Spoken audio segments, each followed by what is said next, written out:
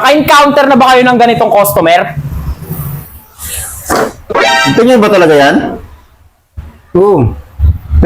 Parang hindi ganyan eh. Parang gagano naman lang yun eh. Parang napanood ko sa YouTube, parang hindi ganyan eh. Hindi ba?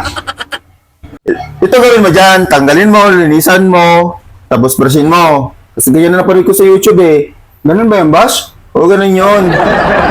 Wala ka atang tiwala sa akin eh. Hindi, may tiwala naman ako sa'yo kasi ganun yung napanood ko sa YouTube eh. Ayusin mo naman yung galawan para hindi sayang yung binabayad sa'yo. O, di ba?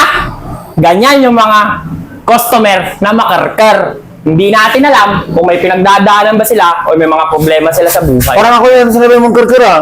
Uy, hindi boss. Nagbablog lang ako dito, Parang ako boss. lang din kasi customer dito, walang ibang tao dito eh. Ay, hindi. Vlogger lang ako dito, boss. Ayusin yung trabaho yun, magbabayad ng maayos eh. Ay, vlogger lang ako dito, boss. Vlogger, walang vlogger. Kaya, mga kaumpay, intindihin nyo na lang. Kasi hindi natin alam kung atit ka ba.